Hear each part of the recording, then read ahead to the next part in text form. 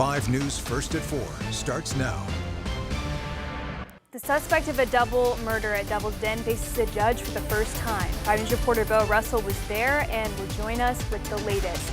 And crews in Fayetteville are responding to a water main break that flooded homes and yards and prompted evacuations today. Thank you for joining us for your 5 News First at 4. I'm Morgan Wrigley here with Joshua Weisel. And definitely on that flooding in Fayetteville, it didn't help that we were having a lot of rain. But the rain was nice, and it made the temperature outside feel really nice, too. Yeah, too bad we can't enjoy those temperatures without the rain, but it certainly it wasn't too bad. We could use some of that rain just to keep things from being super dry. In fact, some of us are actually still dealing with that rain, and you can see across the region still some light showers in northwest Arkansas.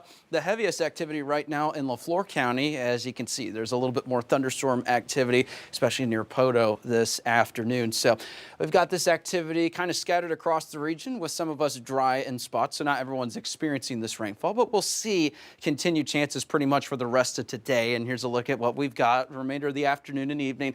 Still have a pretty good chance for some additional showers and thunderstorms across the area. So just keep in mind, if you got any sort of evening plans, just be mindful of the radar. Not everyone's going to see this activity necessarily, but if you got those plans, just make sure you're keeping an eye on that radar. Here's a look for the hourly planner throughout the next couple of hours. Of course, we're dealing with the potential for some showers and thunderstorms.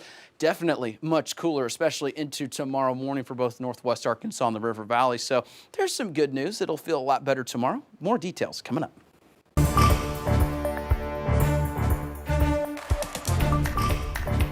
Now to the story that has gripped our area and the nation all week. This afternoon, Washington County prosecutors officially filed charges against 28-year-old Andrew McGann. He's in the Washington County Jail, suspected of killing a husband and wife at Devil's Den State Park on Saturday.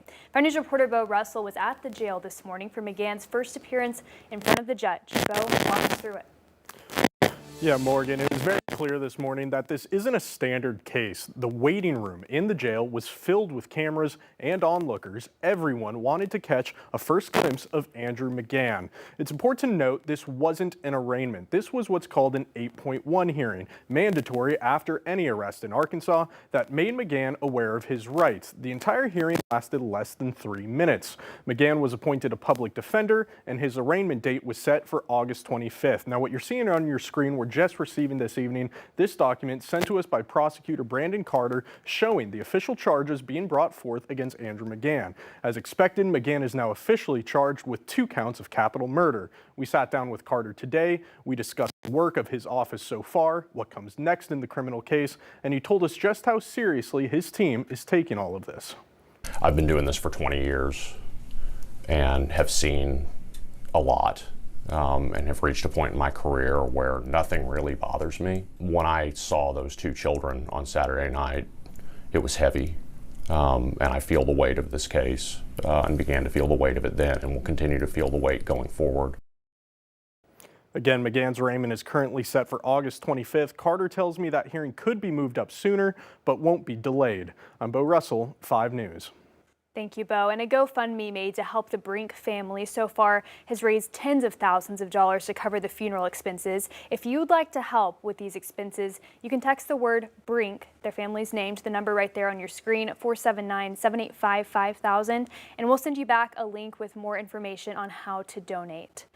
Well, developing this evening, quite a sight. A water main break near I-49 in Weddington, impacting roads and water service. 5 News reporter Laura Castleman is live at the scene on Lewis Avenue in Weddington. Laura.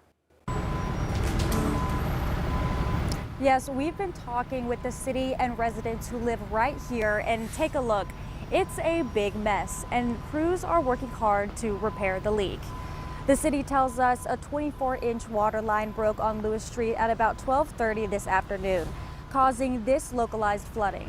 In fact, officials tell us it could be affecting water service for folks around MLK, Weddington, and I-49, all the way to campus. Crews are working to turn off the water and assess the damage. And people who live right here have been notified. The city's water and sewer operations manager asks drivers to avoid this area because the ground could be unstable. When it first blew out, there was so much water that it caused low pressure all over town.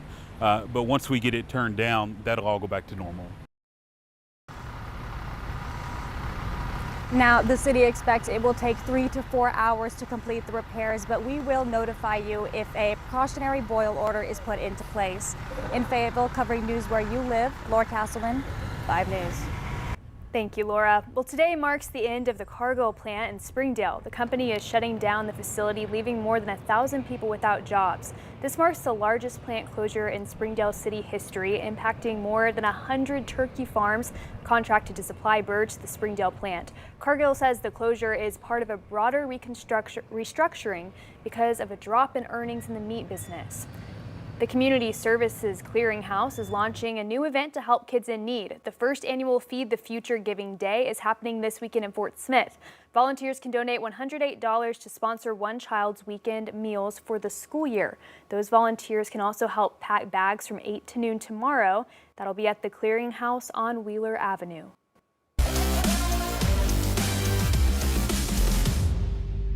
Well, the first day of a new month also brings with it the beginning of a new season. The Arkansas Razorbacks took to the field for fall practice today. So to talk a little bit more about this, let's send it over to Sports Director Alex Stewart.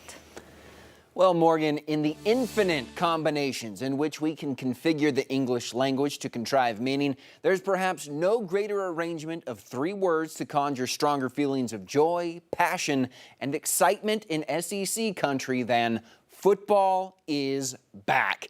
And it is. The Hogs logging their first of 25 fall practices this morning at 6:20. And yeah, it's early, but this is fall Christmas we're talking about. Elation outweighed exhaustion, and it showed. The team was fast and flying around, especially in the passing game. Taylor Green looking sharp and season ready. And for a room full of receivers nobody knows yet, they looked pretty darn good. Size and speed were on display, routes were crisp, and catches were abundant. And while it may just be day one, a few guys caught coach's eye, which is always a good thing when the starting receiver roles are still wide open. Yeah, there were several of them. Antonio Jordan made some really good catches. I mean, he's hard to cover because he's so tall and he can run. But I he showed out. We've got some guys that can run. Andy Jean did a nice job there, and Jalen Brown can run as well. So we're a little rusty throwing and catching, so that's why he practiced. As it stands now, it looks like Omega Blake, Jalen Brown, and Raylan Sharp are the starters, but that battle is far from over, and we'll be keeping a close eye on it and you up to date on it throughout all of camp. Football's back, Morgan. Let's go.